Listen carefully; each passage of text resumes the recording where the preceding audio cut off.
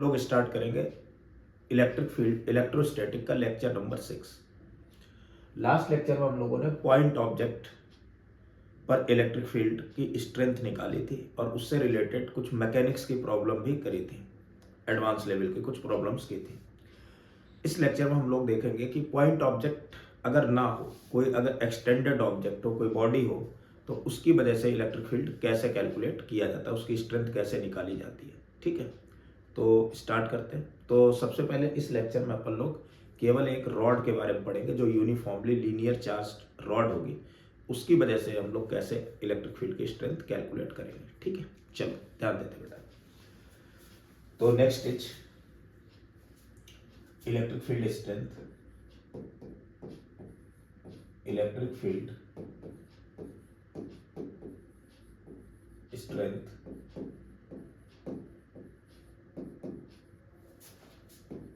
Due to extended object.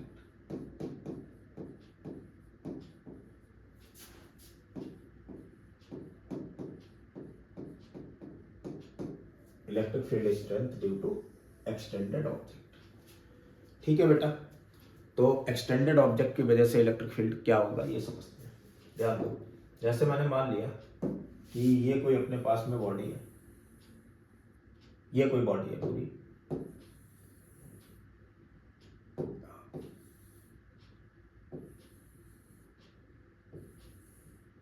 ये कोई body है और इस बॉडी पर पूरे में चार्ज डिस्ट्रीब्यूटेड है, पॉजिटिव चार्ज ऐसे डिस्ट्रीब्यूटेड है।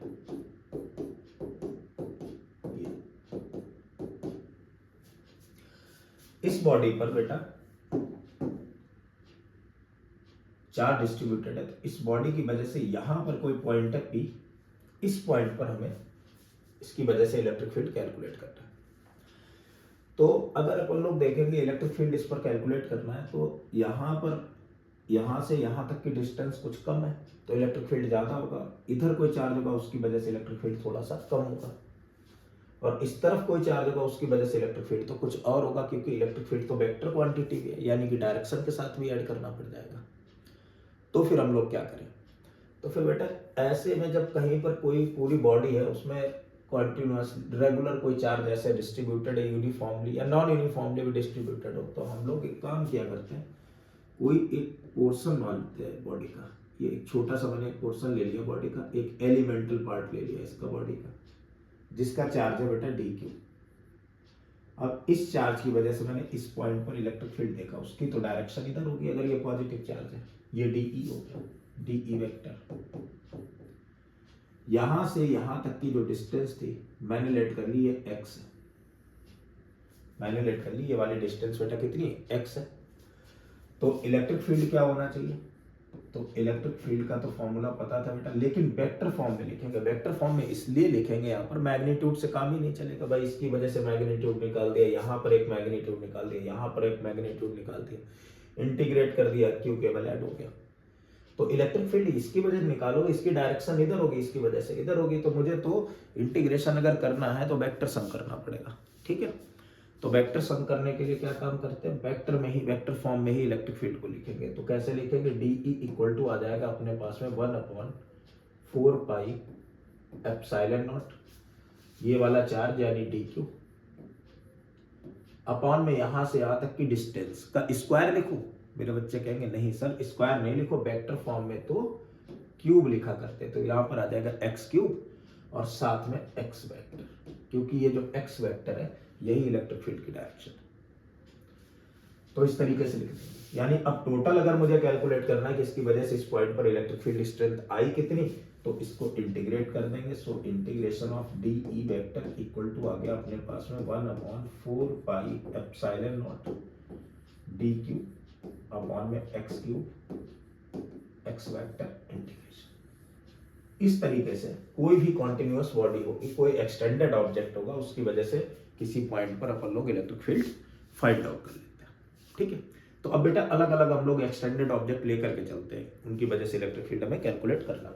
चलो ध्यान देते हैं। सबसे पहले लेट कर लेते हैं कि अपने पास में मान लो कोई रॉड है, ठीक है, उसकी वजह से निकालना है। तो electric field strength, electric field strength या intensity due to uniformly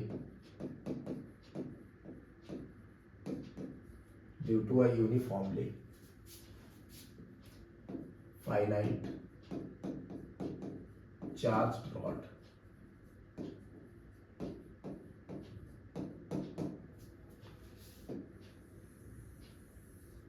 due to a uniformly finite charge rod. देखो बेटा, कोई मान लो यहां पर एक फाइनाइट चार्ज रॉड है, ये कोई फाइनाइट चार्ज रॉड है ऐसे,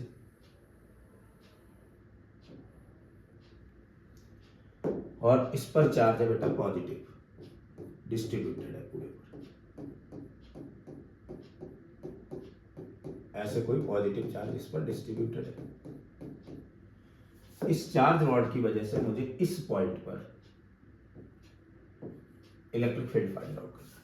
ये पॉइंट बेटा एक्सियल पॉइंट हुआ। एक्सियल पॉइंट का मतलब अगर रॉड का एक्सिस और ये जो पॉइंट है, पॉइंट रॉड के एक्सिस में लाई कर रहा है तो एक्सियल पॉइंट हुआ। तो मैं पहले तो निकालूंगा यहाँ axial point.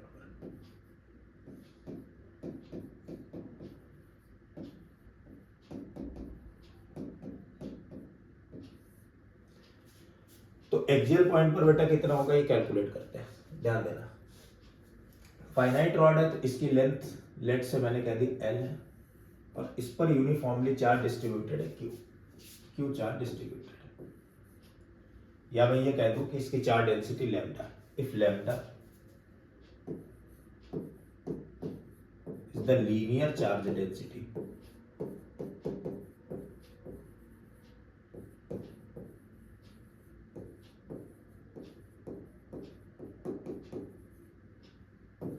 Of the rod.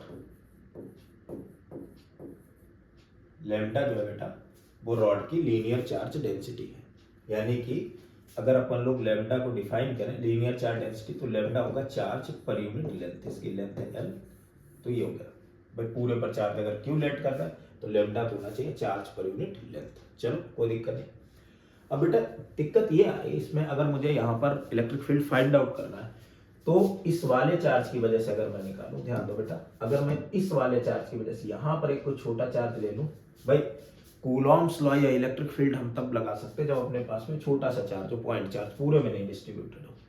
तो मैं केवल इस वाले चार्ज की वजह से यहाँ पर अगर इलेक्ट्रिक फील्ड निकालूं तो क्या होना चाहिए, तो बच्चे कहेंगे सर इस वाले चार्ज की वजह से अगर इलेक्ट्रिक फील्ड निकालना है तो यहाँ से यहाँ तक की डिस्टेंस, ये डिस्टेंस लेट से R है, तो यहाँ से यहाँ तक की डिस्टेंस का स्क्वायर, यानी इलेक्ट्रिक फील्ड क्या होना चाहिए 1/4 पाई एप्सिलॉन नॉट, ये वाला चार्ज अपॉन में R स्क्वायर। अब इस वाले चार्ज की वजह से थोड़ा आगे बढ़े, यहाँ की वजह से निकालना तो डिस्टेंस चेंज हो गई, थोड़ी सी बढ़ गई, इलेक्ट्रिक फील्ड कम हो गया, इसकी वजह से और कम हो गया, डिस्टेंस बढ़ी, इसकी वजह से और डिस्टेंस बढ़ गई। मतलब हर एक चार्ज की वजह से इलेक्ट्रिक फील्ड अलग अलग आ रहा है और लगातार ऐसे डिस्ट्रीब्यूटेड है। तब क्या करते हैं, अब इलेक्ट्रिक फील्ड की अगर डायरेक्शन देखो तो इस चार्ज की वजह से इधर, इस चार्ज की वजह से इधर, इस चार्ज की वजह से भी इधर, इस चार्ज की वजह से भी इधर, तो सारे चार्ज की वजह से इलेक्ट्रिक फील्ड की डायरेक्शन सेम आ रही, तो मैं डायरेक्ट ऐड कर सकता हूँ, वेक्टर एडिशन की जरूरत ही नहीं है क्योंकि डायरेक्शन सेम है। और इस तरीके से अगर जो एडिशन होता था बेटा उसको हम लोग कहते थे इंटीग्रेशन। अगर इंटीग्रेट करते तो काम चल जाता। तो मैं एक काम करता हूँ, किसी x डिस्टेंस पर, जनरल पोजीशन मैंने एक मानी x, तो किसी जनरल पोजीशन पर x डिस्टेंस पर, ये x डिस्टेंस है, यहां पर मैंने एक कोई चार्ज ले लिया, elemental charge, that is the dq, और ये डिस्टेंस बेटा कितनी है, छोटी सी लेंथ ले ली, छोटा सा एलिमेंट उठाया है इस रॉड का, वो है dx, जो कहां से, इस पॉइंट से x डिस्टेंस दूरी पर है, इस पॉइंट से x डिस्टेंस की दूरी पर है। अब इसकी वजह से अगर मुझे इलेक्ट्रिक फील्ड कैलकुलेट करना है तो उसकी डायरेक्शन क्या होनी चाहिए बेटा, ये पॉजिटिव चार्ज इलेक्ट्रिक फील्ड की, तो डायरेक्शन हो गई इधर, छोटा सा इलेक्ट्रिक फील्ड आ गया dE। अब इस इलेक्ट्रिक फील्ड को अगर अपन लोग लिखना चाहेंगे तो बच्चे कहेंगे सर इसे लिखने में कोई दिक्कत नहीं, इलेक्ट्रिक फील्ड होगा dE equal to 1/4 pi epsilon naught ये वाला चार्ज डी क्यू यानी डी क्यू अपॉन में यहां से यहां तक की डिस्टेंस का स्क्वायर। तो यहां से यहां तक की डिस्टेंस का स्क्वायर मतलब हो गया एक्स स्क्वायर। ठीक है, अब बात आ रही डी क्यू, ये चार्ज होगा कितना? तो बेटा एक यूनिट लेंथ पर चार्ज कितना है? लैम्डा। तो dx लेंथ पर चार्ज कितना होगा? मेरे बच्चे कहेंगे कि सर dx लेंथ पर तो चार्ज होगा लैम्डा dx। तो यानी dq की तो वैल्यू हो जाएगी, dq जो है वो dx लेंथ पर चार्ज है, उसकी वैल्यू हो जाएगी लैम्डा टाइम्स ऑफ dx। ये बात शायद समझ में आ गई होगी, कोई बड़ी बात नहीं मैंने बोली। ये बिल्कुल वैसे ही है कि l लेंथ में चार्ज है बेटा q, l लेंथ में चार्ज है q, तो 1 यूनिट में चार्ज कितना होगा बेटा? क्यू बाई एल, और 1 यूनिट में चार्ज ही लैम्डा है, तो dx यूनिट में कितना होगा? Q by L into d x, यानी कि लैम्डा इंटू डी एक्स।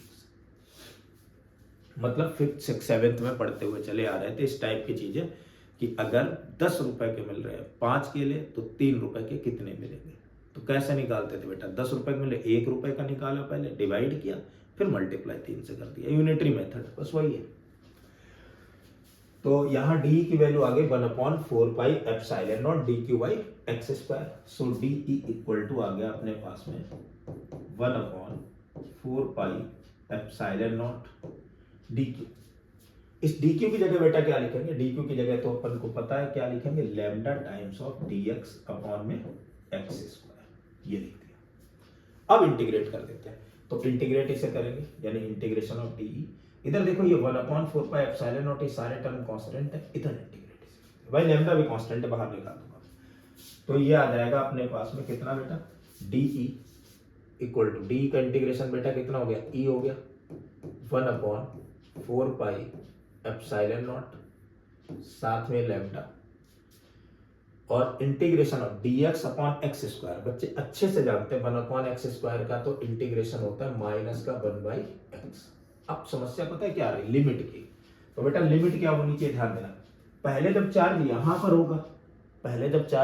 होगा, तो यहां से यहां तक की डिस्टेंस में x मानूंगा, और ये x किसके बराबर होगी? r के बराबर। फिर ये x बढ़ता गया, लास्ट में यहां पर जब ये पहुंचा चार्ज, तो इससे इस पॉइंट पर मुझे इलेक्ट्रिक फील्ड निकालनी, तो यहां से यहां तक की डिस्टेंस लेनी है, और वो कितनी हो गई बेटा? r plus L. मतलब x की वैल्यू यहां से चालू है r से, और कहां तक पहुंची? r प्लस एल तक। तो लिमिट लगानी हमें r से लेकर के r प्लस एल तक। ठीक है, सो इलेक्ट्रिक फील्ड आ गया अपने पास में। Electric field is lambda upon में 4 pi epsilon naught times of upper limit यानी 1 plus L, minus lower limit यानी -1/r। इसे अगर सॉल्व करेंगे तो आ जाएगा E equal to lambda upon में 4 pi epsilon naught minus plus 1/r -1/r plus l. इसे और अगर अपन लोग सॉल्व करेंगे तो E इक्वल टू आ जाएगा लैम्डा अपॉन में 4 pi epsilon not r times of r plus L. ये पहुंचा r प्लस एल माइनस का r, इस r से r को कैंसिल आउट कर दिया। तो बेटा इलेक्ट्रिक फील्ड क्या आ गया मेरे बच्चे का? सर इलेक्ट्रिक फील्ड तो आ चुका है इसकी वजह से लैम्डा इंटू एल अपॉन में 4 pi epsilon naught times of r into r plus L, ये बन गया। बेटा अगर q के टर्म में लिखना चाहे तो एक चीज और लिख सकते हैं, लैम्डा इंटू एल बेटा q है, देखो जरा ये lambda equal to q by, so q equal to क्या हो जाएगा? Lambda into l. तो अगर चाहे अपन लोग तो क्यू के टर्म में भी लिख सकते हैं। अगर क्यू के टर्म में इसे लिखेंगे तो कितना आ जाएगा? क्यू अपॉन में 4 pi epsilon naught times of r plus L. तो मेरे ख्याल से इलेक्ट्रिक फील्ड एक रॉड की वजह से किसी एक्सियल पोजीशन पर निकालना बच्चों को समझ में आ गया होगा। चलो आगे बढ़ते हैं, नेक्स्ट देखते हैं बेटा। सो नेक्स्ट क्या है, ध्यान दो। नेक्स्ट ये है कि मान लो अपने पास में यही रॉड है और मुझे निकालनी इक्वेटोरियल पोजीशन पर, इसी की वजह से। दूसरा मुझे इसमें फाइंड आउट करना इक्वेटोरियल पोजीशन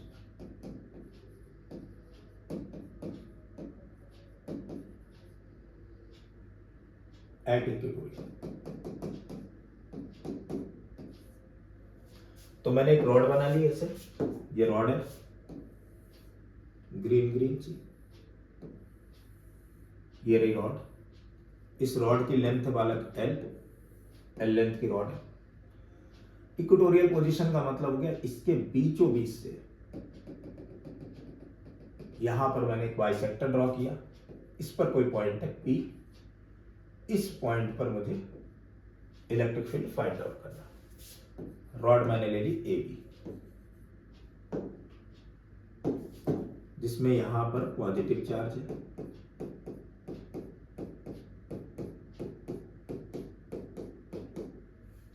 ऐसे डिस्ट्रीब्यूटेड है।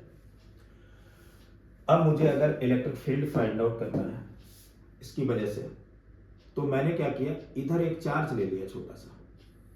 देखो बेटा, अगर इलेक्ट्रिक फील्ड इसकी वजह से निकालोगे तो यहां चार्ज होगा, उसकी वजह से, भाई फॉर्मूला तो अपन लोगों ने पॉइंट चार्ज के लिए पढ़ा था, तो छोटा चार्ज लेना पड़ेगा, पॉइंट चार्ज पूरी रॉड की वजह से नहीं निकाल सकते। तो यहां पर एक छोटा सा चार्ज होगा, उसकी वजह से इलेक्ट्रिक फील्ड, फिर दूसरा होगा, उसकी वजह से तीसरा होगा, उसकी वजह से चौथा होगा, उसकी वजह से पांचवा होगा, उसकी वजह से। अब देखो, इस वाले की वजह से जो इलेक्ट्रिक फील्ड होगा वो तो ये रहा, इसकी वजह से इलेक्ट्रिक फील्ड होगा वो तो ये रहा, अपने से दूर। देखो, सबकी डायरेक्शन भी अलग अलग होती चली जा रही, तभी तो मैंने कहा था कि वेक्टर सम करना पड़ेगा। तो क्या करेंगे अपन लोग,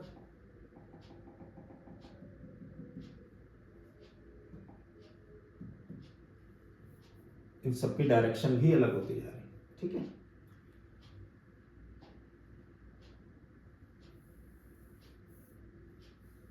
तो हम लोग कोई एक एलिमेंटल चार्ज बना लेंगे बेटा, एक कोई एलिमेंटल चार्ज बना लिया और उसकी वजह से इलेक्ट्रिक फील्ड निकालना। तो मैंने यहां पर एक कोई एलिमेंटल चार्ज ले लिया, जो कितनी लेंथ में, बच्चे कहेंगे सर ये dx लेंथ में, यहां से इस पॉइंट से, यानी यहां से इसकी जो डिस्टेंस है बेटा x, और ये डिस्टेंस डिफाइन है कि r डिस्टेंस पर हमें p पॉइंट है, उस पर इलेक्ट्रिक फील्ड कैलकुलेट करना है। ये तो x लेट कर लिया मैंने, लेट x, और ये dx हो गई, ठीक है। इस एलिमेंटल चार्ज की वजह से इस पर जो इलेक्ट्रिक फील्ड होगा, इस एलिमेंटल चार्ज की वजह से इस पर जो इलेक्ट्रिक फील्ड होगा वो रहा ये बेटा, उसकी डायरेक्शन इधर हो गई। ऐसे मैंने मान लिया कि ये इलेक्ट्रिक फील्ड है बेटा डी ई, इस इलेक्ट्रिक फील्ड को मैंने लेट कर लिया बेटा कितना, डी ई लेट कर लिया, ठीक है। मैंने यहां पर ये जो एंगल है इसे मैंने लेट किया है थीटा, ये वाला एंगल अगर थीटा है तो बच्चे कहेंगे सर अगर ये थीटा है तो ये वाला एंगल भी तो थीटा होना चाहिए। अब समझो, इस डी ई के दो कंपोनेंट होंगे बेटा, कौन कौन से, बच्चा बोलेगा कि सर सिंपल सी बात है, इधर की तरफ एक कंपोनेंट होगा जो कि होगा डी ई साइन थीटा, और एक इधर की तरफ कंपोनेंट होगा जो कि होगा डी ई कॉस थीटा। ऐसे ही दो कंपोनेंट होंगे इसके, ठीक है। अब क्या हुआ, अब हमें कैलकुलेट करना है कि टोटल इलेक्ट्रिक फील्ड कितना होना चाहिए। समझो जरा, बिल्कुल बीचों बीच ये है, जैसा इधर एलिमेंटल चार्ज है वैसा ही इस तरफ एक एलिमेंटल चार्ज होगा, और इधर वाला जो एलिमेंटल चार्ज होगा उसकी वजह से इलेक्ट्रिक फील्ड वेक्टर उतना ही इधर आएगा, तो उसका एक component D E sine theta इस तरफ आएगा और डी कॉस थीटा इधर आएगा। तो ये D E sine theta, d E sine theta तो कैंसिल होगा। समझ में आ रही बात की नहीं? देखो ऐसे, जैसे ये रॉड है, ये रॉड है, यहां पर कोई पॉइंट P है, इस एलिमेंटल चार्ज की वजह से इलेक्ट्रिक फील्ड वेक्टर इधर आया, इसके कंपोनेंट दो हो गए, कौन कौन से, एक तो हो गया डी ई साइन थीटा और इधर की तरफ हो गया डी ई कॉस थीटा। ऐसे इतनी ही डिस्टेंस पर इससे दूसरा कोई एलिमेंट इधर होगा, उसकी वजह से भी इलेक्ट्रिक फील्ड डी ई आएगा, तो एक इधर की तरफ हो जाएगा डी ई साइन थीटा और ये हो जाएगा डी ई कॉस थीटा। ऐसे यहां पर भी कोई होगा तो उसकी वजह से डी कॉस थीटा, इधर वाला डी साइन थीटा। तो ये डी साइन थीटा वाले सारे कैंसिल होते चले जाएंगे और डी कॉस थीटा वाले सारे ऐड होते चले जाएंगे, और जो एडिशन होता है वो समेशन जो होता है उसी को तो अपन लोग इंटीग्रेशन कहते हैं। यानी कि इस बार में अगर मुझे इलेक्ट्रिक फील्ड कैलकुलेट करना है तो पूरे डी को इंटीग्रेट नहीं करना पड़ेगा, डी साइन थीटा तो कैंसिल आउट हो रहा है ना, तो बेटा मुझे किसको करना पड़ेगा integrate, D E cos theta वाले टर्म को इंटीग्रेट करना पड़ेगा। तो यहां पर क्या आ जाएगा, ध्यान देते हैं, अब आ जाएगा अपने पास में, पहले तो डी ई की वैल्यू निकालते हैं। सो डी ई क्या होना चाहिए, सो डी ई हो जाएगा 1/4 पाई एप्सिलॉन नॉट, इधर एक छोटा सा चार्ज डी क्यू अपॉन में डिस्टेंस का स्क्वायर। अब ये वाली डिस्टेंस कितनी होगी बेटा, r square plus x square, और इसका स्क्वायर करोगे तो r square plus x square ऐसे लिखते हैं, ये रूट का स्क्वायर कर दिया, ये डी हो गया। अब नेट इलेक्ट्रिक फील्ड अगर निकालना है तो बेटा वो क्या होना चाहिए, इंटीग्रेशन करेंगे, किसका करेंगे, क्या डी कॉस थीटा का करना है, हाँ जी, डी साइन थीटा वाले तो कैंसिल हो गए, तो ये हो गया integration of D E cos theta. चल कर देते हैं इंटीग्रेशन, तो बन जाएगा अपने पास में electric field E equal to integration of D E, so D E is what 1/4 pi epsilon naught D Q upon में are square plus x square into cos theta. Cos theta is what, cos theta होगा बेटा base upon में hypotenuse, base upon में hypotenuse, base is R and hypotenuse is under root of are square plus x square. So electric field आ जाएगा अपने पास में integration of 1/4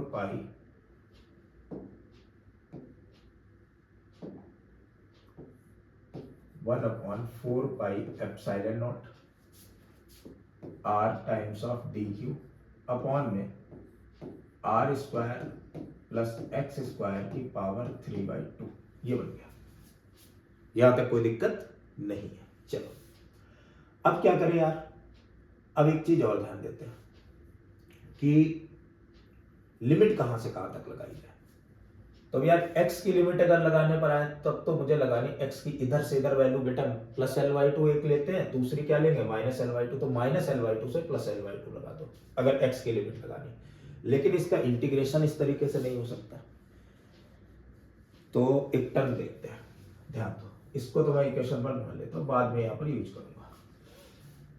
अगर मैं इस ट्रायंगल में आऊं भाई, ट्रायंगल है अपने पास में, ए बी तो रॉड मान ली थी, PQR, लेट PQR ट्रायंगल ये।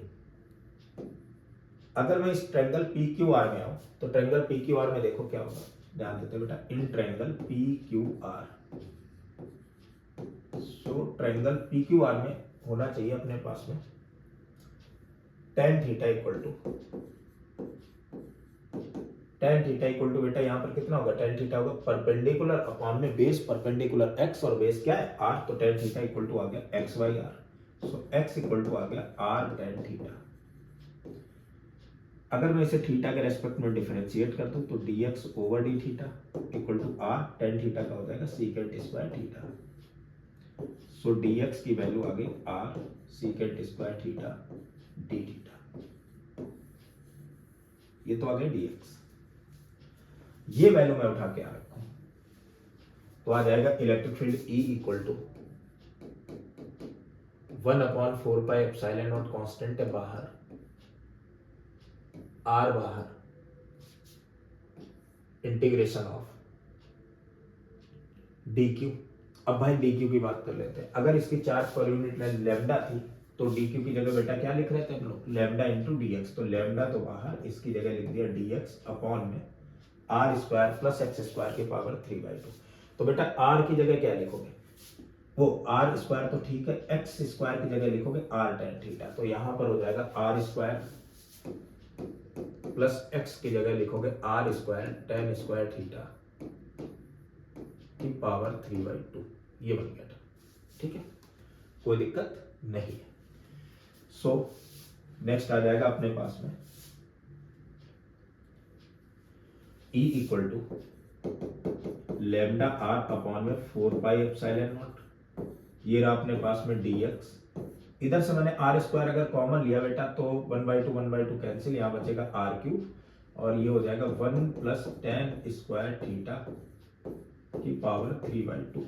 अच्छा dx की जगह भी एक चीज लिख सकते थे, वो थी r secant square theta d theta, so E आ गया अपने पास में बेटा कितना, lambda r 1/4 pi epsilon naught, dx की जगह r secant square theta d theta upon में r³, 1 plus tan square theta बेटा सीकेंट स्क्वायर थीटा होता है, सीकेंट स्क्वायर थीटा की पावर 3/2 तो सीकेंट क्यूब थीटा हो जाएगा, तो ये बन गया सीकेंट क्यूब थीटा, r ये कैंसिल, ठीक है, स्क्वायर से ये कैंसिल, 1/sec थीटा बेटा cos थीटा, सो E की वैल्यू आ गई अपने पास में लैम्डा अपॉन में 4 pi epsilon naught times of r, और ये हो गया cos theta d theta.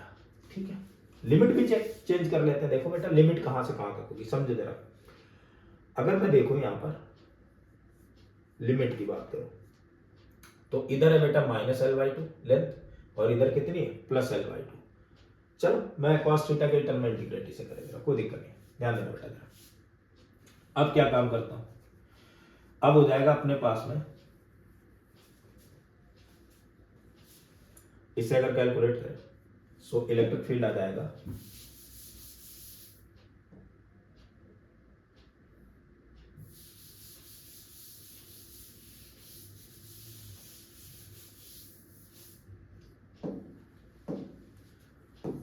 Electric field आ जाएगा अपने पास में E =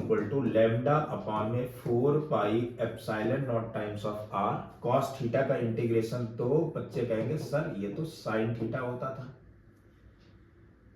यानी cos थीटा का इंटीग्रेशन क्या गया बेटा sin थीटा। अब लिमिट लगा देता हूं, तो लिमिट तो बेटा बाद में लगाएंगे, पहले sin थीटा की वैल्यू निकाल लेते हैं। sin थीटा यहां से क्या होगा बेटा, sin थीटा होगा परपेंडिकुलर अपॉन में हाइपोटेनस, यानी sin थीटा तो होगा परपेंडिकुलर मींस x अपॉन में हाइपोटेनस मींस √r² + x², ये वैल्यू रखती है। सो E = आ गया अपने पास में λ/4πε0r sin थीटा की जगह परपेंडिकुलर यानी x अपॉन में √r² + x², ये लिखिए बेटा। वैसे तो तरीका अलग है लिमिट लगाने का, लेकिन मैं सोचता हूं क्यों वहां तक लेकर के जाओ फालतू में मैथमेटिक्स, सीधे ऐसे अपने लोग शॉर्टकट मारेंगे। इसका क्या होगा, अब लिमिट देखो x की लिमिट कहां से कहां तक, इधर पहुंचे तो x की लिमिट यहां पर तो -L/2 और यहां पर क्या है +L/2, तो लिमिट लगाएंगे बेटा -L/2 से +L/2 तक। हो गया काम, बन गया। चलो निकालते हैं। सो E = कितना बन गया, सो E = आ गया अपने पास में λ/4πε0 टाइम्स ऑफ r, पहले x की जगह +L/2 अपॉन में √r² + L²/4 माइनस x की जगह -L/2 माइनस माइनस क्या हो जाएगा बेटा फिर से प्लस हो जाएगा √r² + L²/4। L/2 + L/2 बेटा L हो गया। सो E की वैल्यू तो आ गई λ × L अपॉन में 4πε0 times of r √r² + L²/4, ये आ गया इलेक्ट्रिक फील्ड। λ L को बेटा Q के टर्म में लिख सकते हो। यहां तक बातें क्लियर है। चलो तो ये तो बात थी इक्वेटोरियल पोजीशन वाली, आगे बढ़ते हैं, नेक्स्ट देखते हैं। तो नेक्स्ट अब अपन लोग फाइंड आउट करते हैं electric field due to finite. अगर अपने पास में वो इनफाइनाइट कोई ऐसे कोई रॉड दे रखी है उसकी वजह से इलेक्ट्रिक फील्ड कितना होगा वो भी देख लेते हैं। ठीक है, चलो next is electric field, next is electric field strength, electric field strength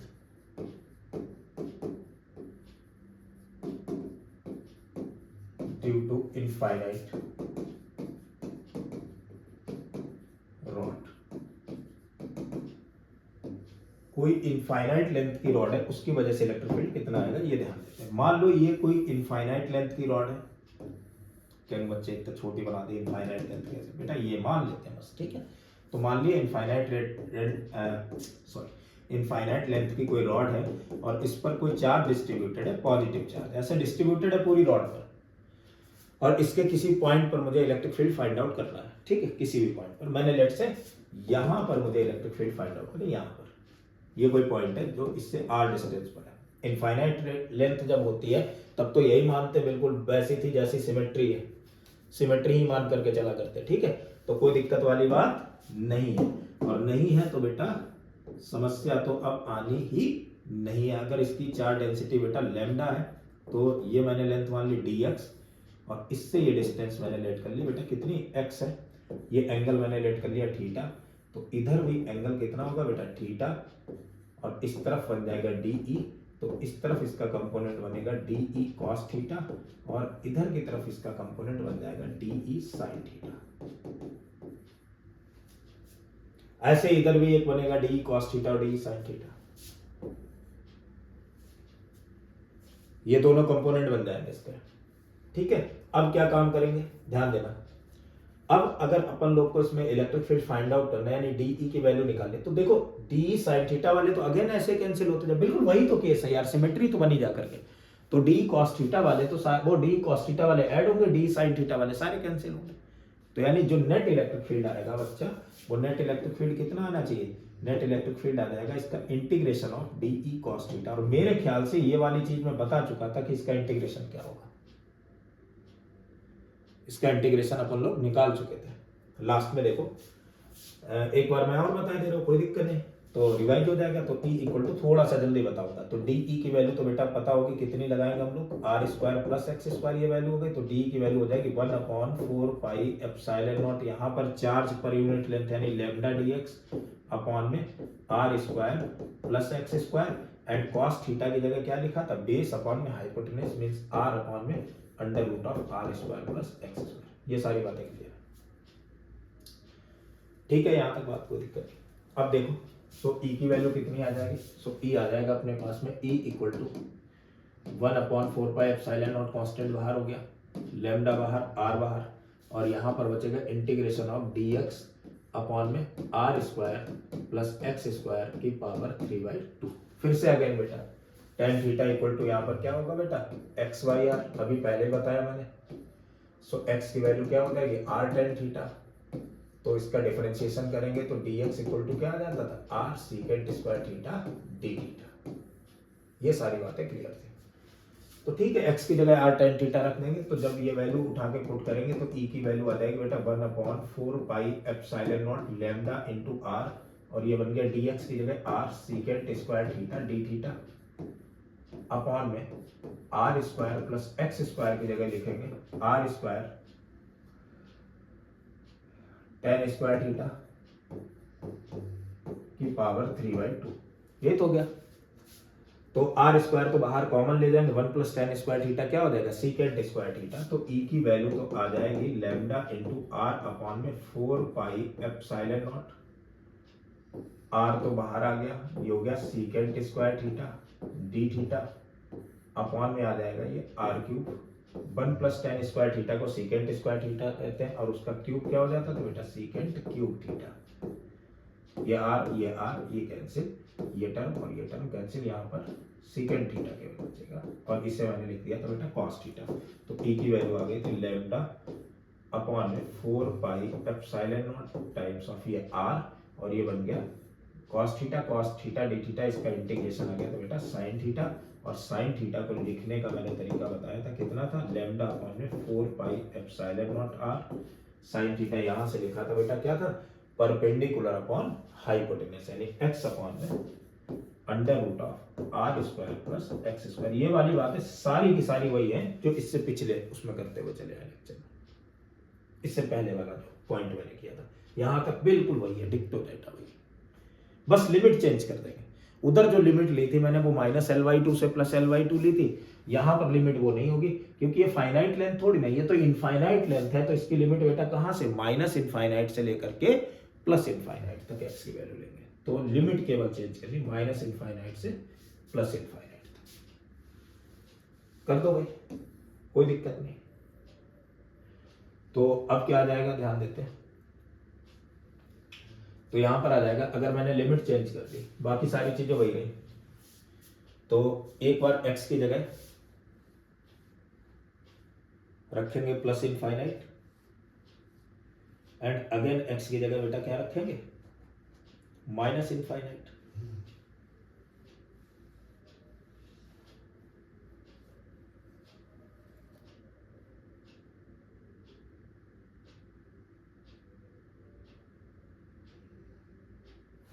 sorry, मैं थीटा की लिमिट चेंज कर दे रहा हूं, फिर ये टर्म थोड़ा सा चेंज करना पड़ जाएगा, लिमिट वाला ना फंक्शन फिर एग्जिस्ट नहीं करेगा।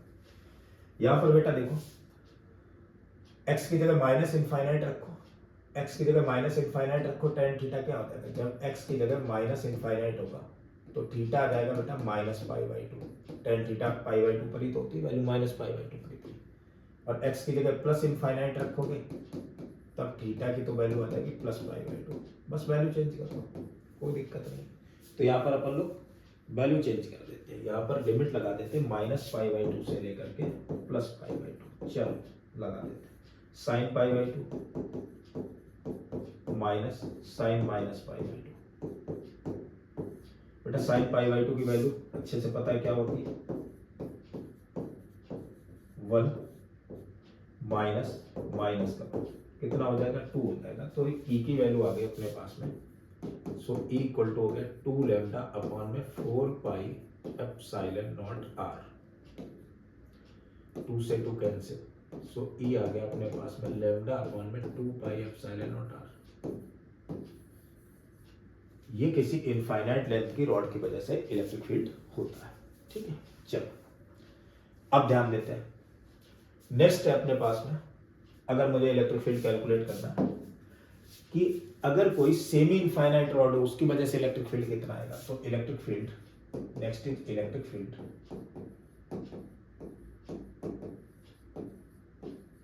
Due to semi infinite rod.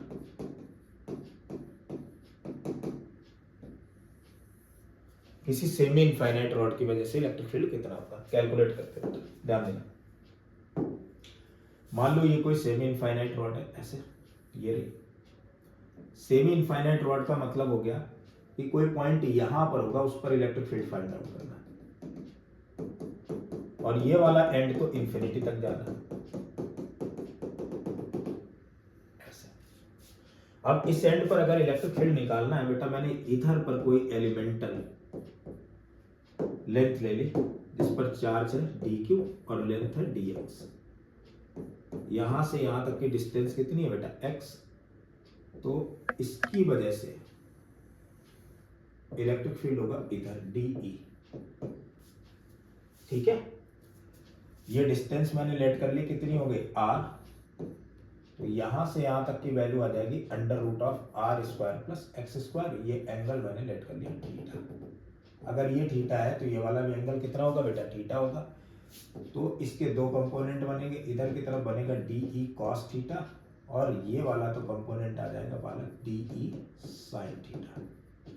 चलो अब इलेक्ट्रिक फील्ड अगर अपन लोग को कैलकुलेट करनी है तो बेटा इलेक्ट्रिक फील्ड यहां पर देखो d cos थीटा अलग आएगा और d sin थीटा अलग आएगा। कैंसिल आउट दोनों नहीं होने, क्योंकि कैंसिल आउट तब होता जब सेमी इनफाइनाइट नहीं होती, इनफाइनाइट होती, इधर भी ऐसा ही बन रहा होता, सिमेट्री होती तो कैंसिल आउट हो जाता डी साइन थीटा। लेकिन सारे के सारे एलिमेंट इधर है तो डी कॉस थीटा भी आता जाएगा और डी साइन थीटा भी आता जाएगा। हाँ, वो बात अलग है कि जो इलेक्ट्रिक फील्ड की वैल्यू है, डी की वैल्यू वो वेरिएबल होगी और थीटा भी वेरिएबल होगा। चलो निकालते जा रहे हैं, ध्यान देते हैं। तो इस पोजीशन पर अगर मैं डी ई की वैल्यू निकालूं, यानी कि मैंने मान लिया कि डी ई एक्स जो है, एक्स एक्सिस में जो भी इलेक्ट्रिक फील्ड है वो सारे के सारे डी ई कॉस थीटा, और वाई एक्सिस वाले जितने भी हैं वो है बेटा डी ई साइन थीटा।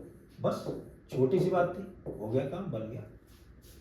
क्या काम करना है, पहले तो डी ई एक्स कैलकुलेट करना है और उसके बाद तो डी ई वाई कैलकुलेट करना है। चलो पहले तो डी ई एक्स कैलकुलेट करते, क्या होगा समझो। तो डी ई एक्स क्या होना चाहिए यार, निकालते हैं। देखो सो डी ई एक्स आएगा इंटीग्रेशन ऑफ, सबसे पहले ई एक्स निकालते हैं। ई एक्स क्या होगा, इंटीग्रेशन ऑफ डी एक्स, यानी integration of D E cos theta,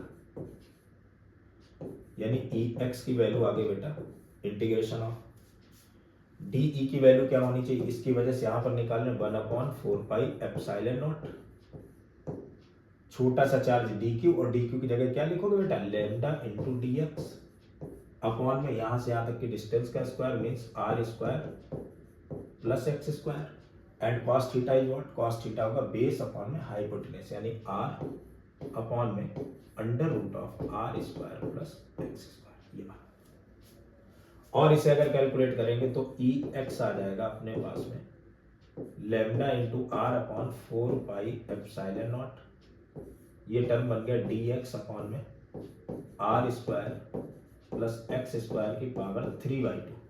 ठीक है, चलो कर देते हैं इसे इंटीग्रेट। सो बनेगा अपने पास में,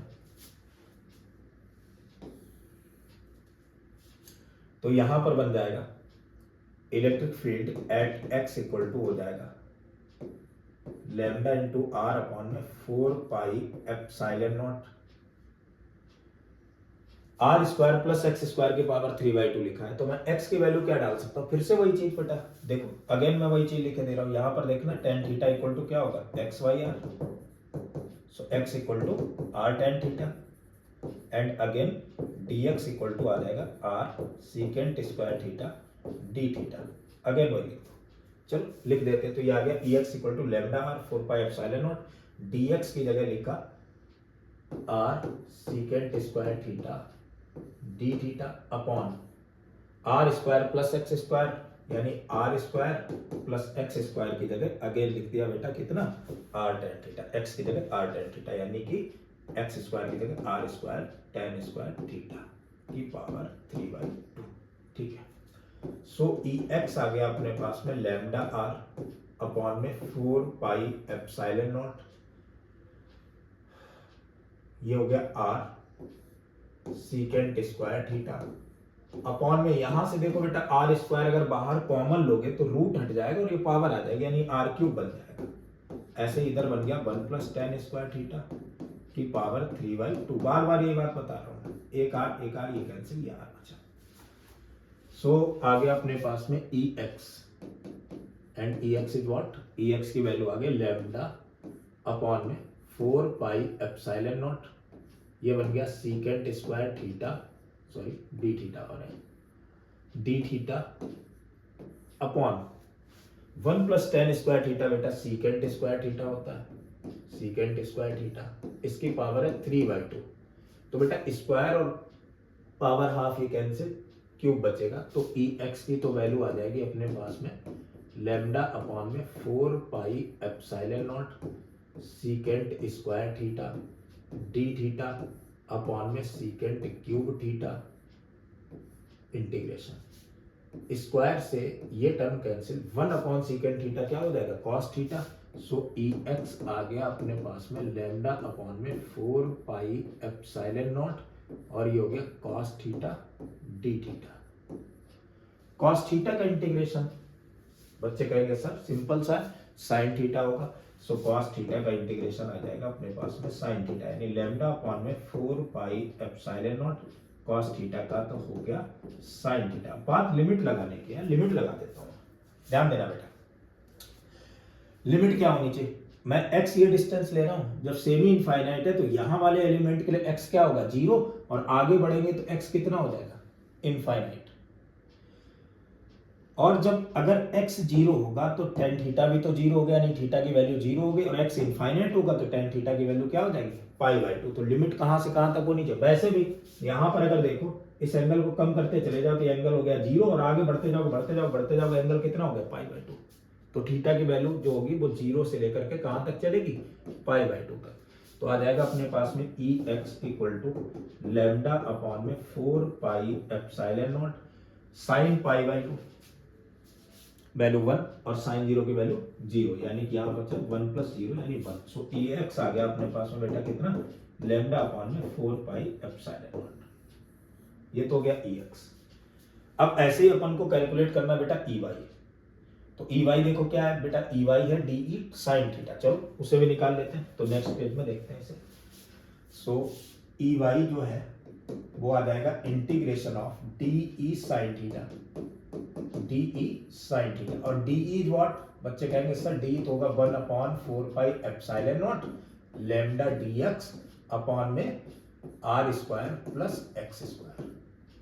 ये बात तो क्लियर है ना, या मैं दोबारा से दिखाऊं, ये तो डी लिख चुके थे। हाँ साइन थीटा जरूर अपन लोग देख लेते हैं क्या होगा। तो इधर से अगर देखें तो साइन थीटा क्या होगा बेटा, ये थीटा है तो साइन थीटा होगा perpendicular upon hypotenuse, perpendicular is x and hypotenuse is r square plus x square का रूट। ठीक है, तो साइन थीटा की जगह अपन लोग लिखेंगे परपेंडिकुलर यानी एक्स अपॉन में are square plus x square की पावर 1/2। अब क्या आ जाएगा, सो ई वाई आ गया अपने पास में, ई वाई आ गया 1 अपॉन 4 pi epsilon naught lambda x d x upon में are square plus x square की पावर 3/2। ठीक है, कोई दिक्कत नहीं। अब टेन थीटा वाला टर्म नहीं यूज करेंगे, ऐसे ही लग जाएगा इंटीग्रेशन इसका। देखो किस तरीके से बनाएंगे, तो ई वाई इक्वल टू आ जाएगा अपने पास में कांस्टेंट टर्म बाहर लैम्डा अपॉन में 4 पाई एप्सिलॉन नॉट कांस्टेंट है बाहर आ गया, बचा अपने पास में x अपॉन में are square plus x square की पावर 3/2। इंटीग्रेशन इसका क्या होना चाहिए, एक काम करते हैं अपन लोग को लेट कर लेते हैं। मैंने इस पूरे को लेट कर लिया टी बेटा, r square plus x square को, इसे टी लेट कर लिया, let r square plus x square equal to t, इसे लेट टी कर लिया। सो इसे डिफरेंशिएट करते हैं टी के रेस्पेक्ट में, तो आर तो कांस्टेंट है, इसका डिफरेंशिएशन बेटा कितना हो जाएगा 0, एक्स का कितना होगा बच्चे कहेंगे सर एक्स का होगा 2x dx ओवर dt, और टी का टी के रेस्पेक्ट में कितना हो गया 1। सो x dx की वैल्यू कितनी आ गई बेटा, dt ऊपर पहुंचेगा अपॉन में 2 यानी dt बाई 2, भाई ये dt इधर पहुंचा, ये अपॉन में 2 आ गया, ये x dx की वैल्यू, ये वैल्यू उठा के आप पुट कर देते हैं। सो EY क्या बनेगा, EY मेरे बच्चे बोलेंगे कि सर EY तो बन गया है लैम्डा अपॉन में 4 पाई एप्सिलॉन नॉट, x की जगह सॉरी यहाँ पर x dx का, सो x dx की जगह बेटा dt बाई 2, यानी कि x dx की जगह dt बाई 2, 1/2 बाहर, अपॉन में are square plus x square की power 3/2, r square plus x square क्या है बेटा t के इक्वल, तो t की पावर 3/2। अब इसका इंटीग्रेशन आसान हो गया। सो EY आ गया अपने पास में, EY equal to lambda upon में 4 to the 8 pi epsilon naught, इसे लिखेंगे अपन लोग t to the power -3/2 dt, यानी EY की तो वैल्यू आ गई लैम्डा अपॉन में 8 पाई एप्सिलॉन नॉट, t की पावर -3/2 क्या होगा, t की पावर -3/2 अगर निकाले तो बेटा t की पावर n का इंटीग्रेशन क्या होगा, t की पावर n+1 अपॉन n+1, तो t की पावर -3/2 का क्या होगा, t की पावर -3/2 + 1 अपॉन में -3/2 + 1, यानी ये बन जाएगा -1/2 अपॉन में माइनस का 1/2, तो ये हो जाएगा -2 t की पावर -1/2, यानी -2/√2t, ये बना। तो इधर मैंने -2 बाहर ले लिया कॉमन, और ये बन गया 1/√t। t को बेटा फिर से ये लिखेंगे इसी टर्म में, सो EY आ जाएगा अपने पास में 2 से 2 कैंसिल, 4 हो गया, तो माइनस का लैम्डा अपॉन में 4 पाई एप्सिलॉन नॉट 1 अपॉन में t की जगह r square plus x square का रूट। लिमिट अगर लगानी जाए तो लिमिट बेटा कहां से कहां तक लगेगी, तो x की वैल्यू बेटा 0 से लेकर के कहां तक जा रहे हैं अपन लोग, इनफाइनाइट तक, तो x की वैल्यू 0 से लेकर के इनफाइनाइट तक लगाएंगे, रख देते वैल्यू, तो EY क्या आ जाएगा माइनस का लैम्डा अपॉन में 4 pi epsilon not, upper limit यानी 1 अपॉन में √r² प्लस इनफाइनाइट का square, minus lower limit 1 upon में √r² प्लस 0 का स्क्वायर, इनफाइनाइट यानी 1 अपॉन इनफाइनाइट, 1 अपॉन इनफाइनाइट की वैल्यू तो 0 होती है, तो ये वैल्यू तो 0 हो गई, यानी EY की वैल्यू आ गई minus lambda upon 4 pi epsilon naught, ये तो हो गई 0 और ये हो गई माइनस का 1/r, माइनस से माइनस क्या हो जाएगा कैंसिल, माइनस माइनस प्लस हो गया, तो यहाँ बना EY बेटा कितना आ गया, सो EY की तो वैल्यू आ गई लैम्डा अपॉन में 4 pi epsilon naught times of r, ये EY आ गया। अच्छा देखते EX क्या था बेटा, EX भी यही था, लैम्डा अपॉन में 4 pi epsilon naught times of r होगा, कहीं सॉरी कहीं गलती हुई होगी,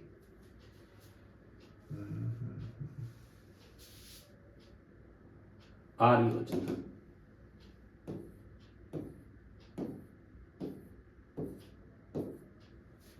तो EX भी इतना ही है, EY भी यही है। अब मुझे नेट इलेक्ट्रिक फील्ड कैलकुलेट करना है, so net electric field E net क्या आना चाहिए, तो बच्चे कहेंगे सर ई नेट तो होना चाहिए √ऑफ EX² प्लस EY², मतलब एक्स एक्सिस वाले जो भी कंपोनेंट थे इलेक्ट्रिक फील्ड के उनका स्क्वायर, और वाई एक्सिस वाले का स्क्वायर होना चाहिए, वेक्टर सम करते हैं, तो आ जाएगा √ऑफ EX², EX की वैल्यू कितनी है बच्चे कहेंगे lambda upon 4 pi epsilon not r का स्क्वायर, प्लस दूसरा वाला भी lambda upon 4 pi epsilon not r का होल स्क्वायर, तो ये दोनों वैल्यू बन गए अपने पास में, lambda upon 4 pi epsilon not बाहर निकाल लिया, ये वैल्यू हो गई रूट। इसे और अगर सॉल्व करना चाहेंगे बेटा, चलो यहां तक काफी है मेरे ख्याल से, ये ई नेट आ गया, तो ये तो था सेमी इनफाइनाइट की वजह से। अच्छा अगर कोई रॉड हो फाइनाइट लेंथ की हो, किसी जनरल पोजीशन पर निकाले, फाइनाइट लेंथ की हो, मैं सिमेट्री पर नहीं निकाल रहा हूं, मैं ये नहीं कह रहा हूं इक्वेटोरियल पॉइंट पर निकालना, मैं कह रहा हूं किसी जनरल पोजीशन पर किसी रॉड फाइनाइट रॉड की वजह से इलेक्ट्रिक फील्ड कैलकुलेट करना है, तो क्या होना चाहिए, चलो तो निकालते next. Electric field, next is electric field,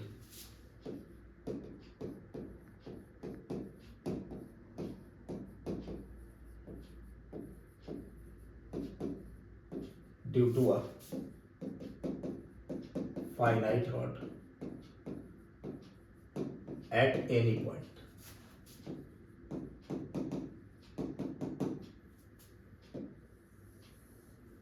electric field due to a finite rod at any point, ठीक है, किसी भी पॉइंट पर कैलकुलेट करें। चलो, तो मैंने बना लिया यहाँ पर कोई एक फाइनाइट रॉड है, सॉरी मैंने लेट से ये कोई फाइनाइट रॉड है ऐसे, जिसकी लेंथ है एल या जो भी हो, what ever I don't know, ठीक है। एक कोई फाइनाइट रॉड है जिसकी लेंथ है एल, ऐसे। इस पर मान लो लेट कर लिया मैंने, पॉजिटिव चार्ज डिस्ट्रीब्यूटेड है ऐसे, ये पॉजिटिव चार्ज इस पर डिस्ट्रीब्यूटेड है, और यहां पर कोई पॉइंट है बेटा, वो पॉइंट है पी, यहां पर किसी जनरल कोई पॉइंट है पी,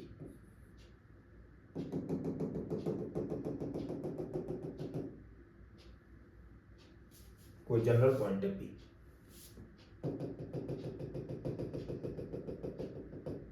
ये जो एंड है, इधर से मैंने यहां से एक परपेंडिकुलर ड्रॉ कर दिया, जिस जो लेंथ है आर, और ये जो एंड है ये एंगल बना रहा है, एक तो बना रहा है बेटा थीटा 1 और दूसरा बना रहा है थीटा 2, ऐसे। अब क्या करना है, अगर मैं कहूं यहां चार्ज पर यूनिट लेंथ की बात करूं लैम्डा, तो लैम्डा तो होगा बेटा क्यू बाई एल। लैम्डा किसके इक्वल होना चाहिए, क्यू बाई एल। तो इधर मैंने एक छोटा सा एक स्मॉल एलिमेंट ले लिया, तो इससे एक्स डिस्टेंस पर है, उसकी वजह से जो इलेक्ट्रिक फील्ड होगी वो इस तरफ होगी, छोटी सी डी ई, जो किसी जनरल एंगल थीटा पर है। तो अगर ये एंगल थीटा है तो ये वाला भी एंगल क्या होगा, थीटा होगा। तो इसकी वजह से एक कंपोनेंट इधर आ जाएगा, वो होगा डी ई कॉस थीटा, और इधर की तरफ एक कंपोनेंट आ जाएगा, that is the D E sine theta. दो कंपोनेंट आ गए, एक हो गया डी ई कॉस थीटा, दूसरा क्या आ गया डी ई साइन थीटा। अब समझो जरा बात को, अगर मैं यहां पर देखूं तो इस dx की वजह से इस पर कोई चार्ज होगा, बच्चे बोलेंगे हाँ सर इस पर जो चार्ज होना चाहिए वो dq होगा, and dq is what, lambda times of dx, charge पर यूनिट लेंथ से ये निकाल दिया, ठीक है। अब इलेक्ट्रिक फील्ड अगर कैलकुलेट करना, ध्यान देना बेटा, मैं इसके इधर अगर जाऊंगा तो इधर की तरफ cos थीटा बनेगा ऐसे, और इधर sin थीटा बनेगा, लेकिन थीटा अलग अलग होंगे, सारे टर्म नहीं कैंसिल होंगे, जस्ट इतनी लेंथ वाले कैंसिल होंगे, लेकिन सारे कैंसिल नहीं होंगे, यानी कहीं ना कहीं साइन थीटा के भी कंपोनेंट बचेंगे और कॉस थीटा के भी कंपोनेंट बचेंगे। तो इसका मतलब मुझे इंटीग्रेशन दोनों का करना, मतलब एक्स एक्सिस में भी इलेक्ट्रिक फील्ड कैलकुलेट करना और वाई एक्सिस वाला भी कैलकुलेट कर लेना, काम बन जाएगा। चलो निकाल लेते हैं बेटा, ध्यान दो जरा। अगर मैं एक्स एक्सिस वाला निकालूं, एक्स एक्सिस वाला इलेक्ट्रिक फील्ड, ठीक है। सो एक्स एक्सिस में इलेक्ट्रिक फील्ड यानी कि डी कॉस थीटा, यानी मैं ई एक्स को क्या लिख सकता हूं बेटा, ई एक्स हो जाएगा integration of D E cos theta, और ई वाई की जगह क्या लिख सकता हूं, ई वाई की जगह बच्चे कहेंगे सर लिख दो integration of D E sine theta. बिल्कुल वैसी सारी चीजें हैं जो पहले थी, और शायद वो मैं कैलकुलेट कर चुका था। अगर मैं dx की बात करूं, ex की बात करूं, तो मेरे बच्चे कहेंगे सर ये जो ex की वैल्यू आई थी वो आ गई थी कितनी, ध्यान देना मैं पीछे दिखा रहा हूं, मैंने कैलकुलेट करी थी ex की वैल्यू, यहां तक केवल, यहां तक ex की वैल्यू निकाल ली थी ये, बाकी तो सारा टर्म वही बना था।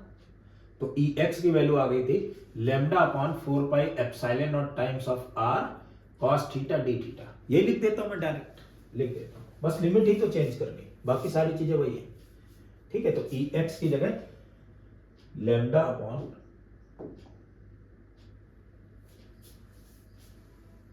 ई एक्स ई एक्स की जगह आ जाएगा लैम्डा अपॉन में 4 pi epsilon naught times of r, और यहां पर आ चुका था बेटा कॉस थीटा, उसका इंटीग्रेशन हो गया था साइन थीटा। बस लिमिट चेंज करनी है। उधर जो लिमिट ली थी बेटा वो 0 से इनफाइनाइट वाली ली थी, इधर लिमिट चेंज हो जाएगी। वो कहां से कहां तक चलेगी, इधर तो लिमिट चलेगी माइनस थीटा 1 से लेकर के प्लस का थीटा 2 तक। तो यहाँ माइनस थीटा 1 से प्लस थीटा 2 तक, यानी ई एक्स की वैल्यू आ गई अपने पास में कितनी, ई एक्स आ गया अपने पास में lambda upon 4 pi epsilon naught times of r, upper limit यानी sine theta 2 minus lower limit यानी साइन ऑफ माइनस थीटा 1। तो ई एक्स आ जाएगा अपने पास में लैम्डा अपॉन में 4 pi epsilon naught times of r sine theta 2 plus sine theta 1। ये ई x हो गया। ई वाई अगर देखो क्या आएगा, ध्यान दो। अब मुझे कैलकुलेट करना बेटा ई वाई। ई वाई क्या होगा, ई वाई बेटा होगा डी ई साइन थीटा, और मेरे ख्याल से अपन लोग इसकी भी वैल्यू कैलकुलेट कर चुके हैं। इसकी वैल्यू भी अगर अपन लोग निकालेंगे बेटा तो ध्यान दो, इसमें बेटा साइन थीटा का इंटीग्रेशन अपन लोग को करना पड़ जाएगा, कोई टर्म बनेगा उसकी जगह कॉस थीटा आ जाएगा, फिर से लिमिट लगाएंगे जाकर के। तो अगला जो ई वाई आ जाएगा बेटा वो आ जाएगा साइन थीटा 1, सॉरी ई एक्स में डी ई साइन थीटा है, सॉरी ई एक्स जो है बेटा वो डी ई साइन थीटा है, और ई वाई जो है वो डी ई कॉस थीटा है। ई एक्स है डी ई साइन थीटा और ई वाई है यहाँ पर डी ई कॉस थीटा। तो उल्टा हो जाएगा, यहाँ साइन थीटा का हो जाएगा बेटा डी साइन थीटा था ई एक्स, इसका हो जाएगा माइनस कॉस थीटा इंटीग्रेशन।